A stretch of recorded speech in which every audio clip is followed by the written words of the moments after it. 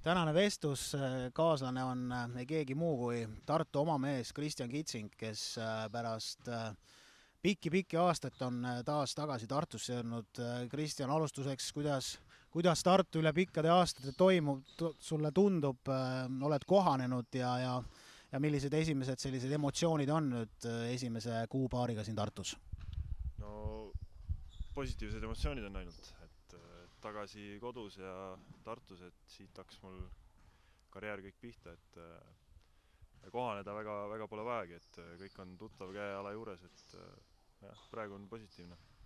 No alustame päris algusest, mismoodi sina korvpalli juurde jõudsid, sest paljud teavad sind kui ka päris hilises eas nii-öelda tõsisemalt selle alaga hakanud tegijat, et räägi võib-olla siis sellest ajaloost, mismoodi sa korvpalli juurde jõudsid ja tegelikult tegelesid sa väga pikalt ka tantsuspordiga. Just nii jah, et tegelikult ma alustasin esimeses klassis Neissaare juures, et seal läks mul aasta, teises klassis alustasin ka võistlustantsuga paralleelselt. Siis üritasin ka jätkata korvpalliga 2 aastat veel, aga siis jäi kuidagi soiku, et siis ma tegelesin tõesti võistlustantsuga tõsisemalt. Ja korvpalli juurde tulin tagasi umbes 14-15 aastaselt tõsisemalt, et siis ka praegune peatreener Priit Vene kutsus mind U16 koondise juurde, et sealt nagu hakkas jälle tõsisemalt. Ja siis ma tulin Rock 2 juurde, jah. Aga kas tantsusport jäi sellepärast katki, et kasvasid liiga pikaks, et ei ole partnereid? Ma mäletan kunagi Tartu mees Marek Noormets oli täpselt samasuguse dilemma ees, et oli ka kõva tantsija, aga lõpuks ikkagi lõpetas korvpalli juures. Ja võib küll öelda, et pikkus sai nii-öelda probleemiks, et jah.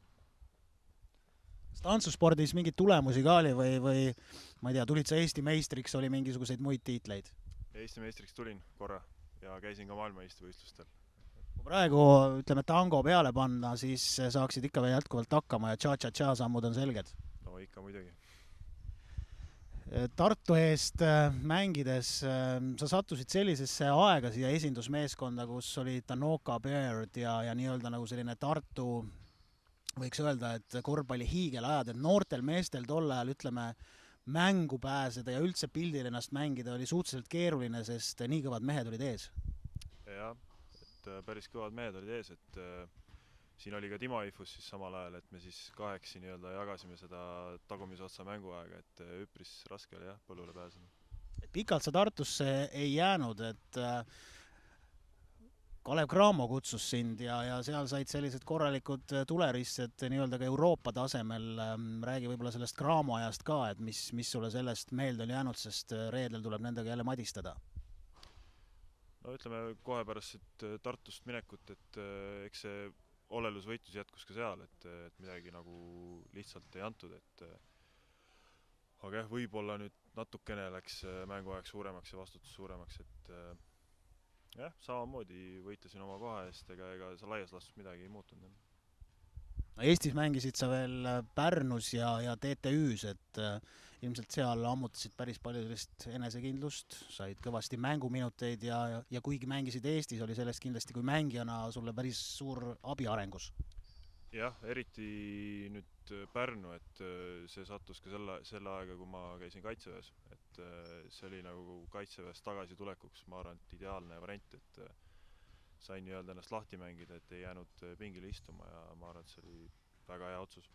Ja samamoodi ka TTÜ, et nüüd see pärast Pärnu aastat, 2 aastat Cramos, et tundus vähe, jäin nagu soiku, ma kuidagi ei saanud mängu päris käima, et see TTÜ oli siuke hea positiivne laeng jälle. Sealt tuli Argentiina, et seal sul väga hästi ei sujunud, aga see-eest edasi Taani minek ja Bakken-Bears, et seal tegid päris hea hooaeg, et kui sa nüüd ise tagasi mõtled, palju see nii-öelda väljaskäik sulle andis ja tuli see kasuks? Jaa, kindlasti tuli kasuks.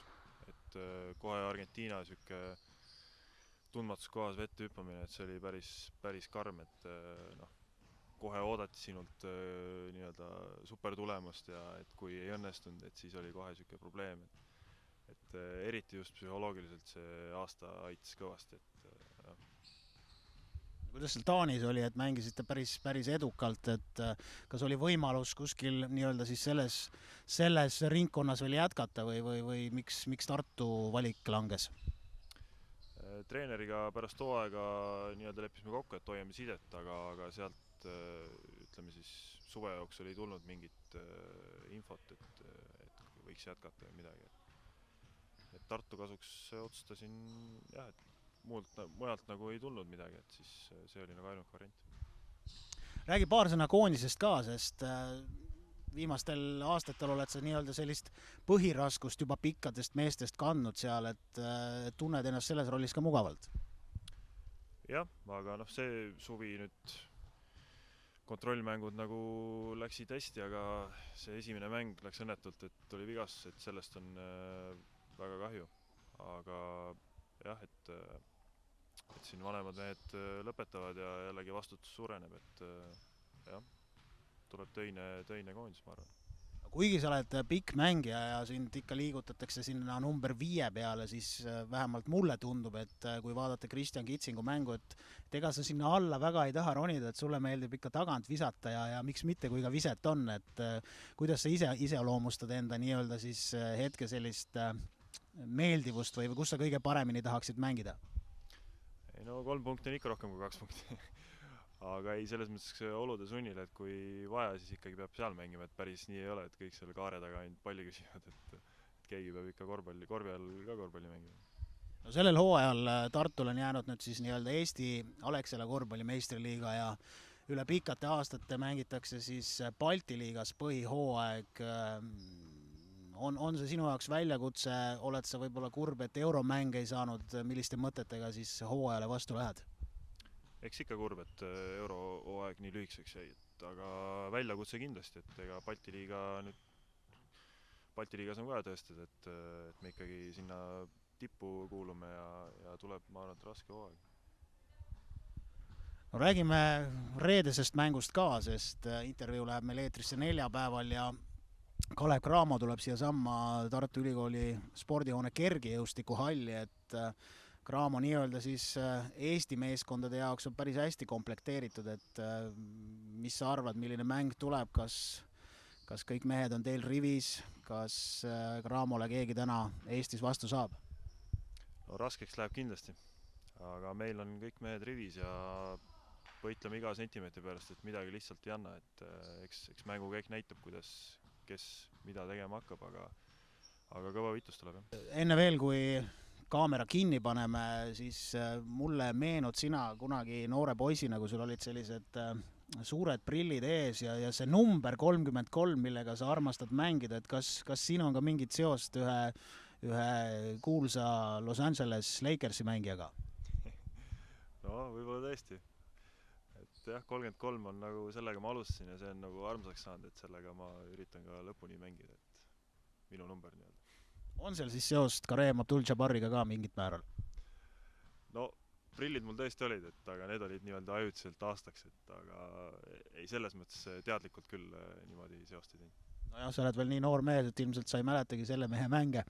Aga okei, aitäh Kristjan, jõudu jaksu edaspidiseks ja reedel siis Cramo kotti!